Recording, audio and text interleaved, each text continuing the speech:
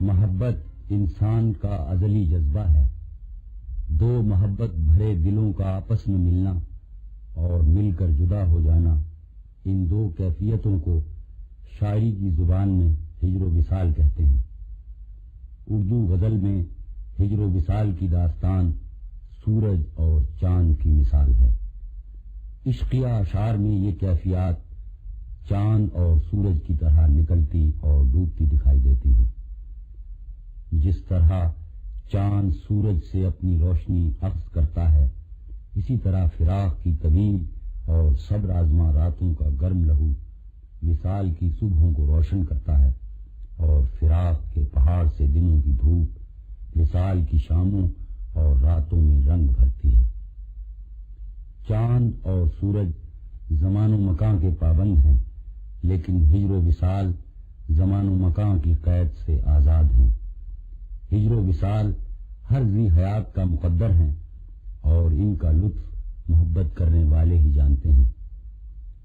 محبت مجازی ہو یا حقیقی، ہجر و وصال کے بغیر ناتمام رہتی ہے، اور حقیقت تو یہ ہے کہ عشق پیشہ لوگوں کی زندگی تو فراق مسلسل ہی میں بسر ہو جاتی ہے۔ محبوب کے فراق میں جی جلانا اہل مشرق کا مزاج ہے۔ اس بر عظیم میں مسلمانوں کی آمد سے قبل جو فلسفہ حیات رائج تھا، اس کے زیر اثر آدمی کی زندگی ایک چھوٹی سی ندی کے سفر کی مثال ہے، جس کا واحد اور آخری مقصد یہ ہے کہ وہ بہتے بہتے ساگر میں جا گرے۔ اسی لیے یہاں کے باشندے زندگی کو فراق اور موت کو وصال جانتے ہیں، اور جب کوئی شخص مر جاتا ہے تو کہتے ہیں کہ چھوٹی ندی ساگر سے جا ملی۔ غزل ہمارے یہاں فارسی شاعری کے وسیلے سے ایران سے آئی، اور عجمی فلسفے میں اہل تصوف زندگی کو دائم فراق اور موت کو عین وصال کہتے ہیں۔ لیکن مسلمانوں کے فلسفہ تصوف میں اسلامی تصورات کے اثرات بہت گہرے ہیں۔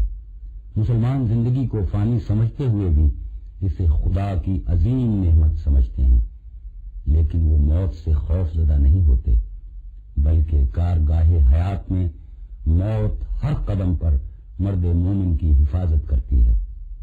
اسی لیے جب کوئی مسلمان اس دار فانی سے رخصت ہوتا ہے تو لوگ اس کے پسماندگاں کو یہ کہہ کر صبر کی تلقین کرتے ہیں، ان للہ و انا الیہ راجعون، جس کا مطلب یہ ہے کہ ہم اللہ کی طرف سے آتے ہیں اور اللہ ہی کی طرف لوٹتے ہیں۔ اسی عقیدے کی روشنی میں اہل تصوف بھی موت کو عین وصال کا نام دیتے ہیں۔ اس پس منظر کی روشنی میں اردو غزل میں ہجر و وصال کے مضامین کو دیکھ کر یہ اندازہ کیا جا سکتا ہے کہ فارسی شاعری کی طرح اردو غزل میں بھی ہجر و وصال کے مضامین ایک ساتھ زندگی کی قوتیں بن کر آتے ہیں۔ بقول ولیم شیکسپیئر، محبت کرنا اور جدا ہو جانا انسانی دلوں کی اداس کہانی ہے، اور یہ اداس کہانی دنیا بھر کی شاعری کا احسن القصص ہے۔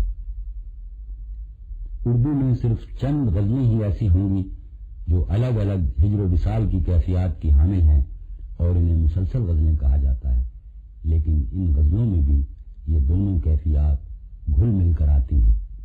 وصال و ہجر جدا گان لذت دارد، ہزار بار گرو صد ہزار بار دیا۔ ہر شخص کی زندگی میں وصال اور فراق کے لمحات ضرور آتے ہیں، لیکن یہ لمحات بہرحال گزر جاتے ہیں۔ اس لیے جو لوگ اپنے سینے میں دل زندہ رکھتے ہیں اور محبت کے رموز کو سمجھتے ہیں، وہ محبوب کے فراق اور وصال دونوں کیفیات سے لطف اٹھاتے ہیں۔ تنہائی کے لمحات میں ہجر و وصال کی یادیں شاعر کی زندگی کا سب سے اہم سرمایہ ہوتی ہیں۔ وہ فراق اور وہ وصال کہاں، وہ شب و روز و ماہ و سال کہاں۔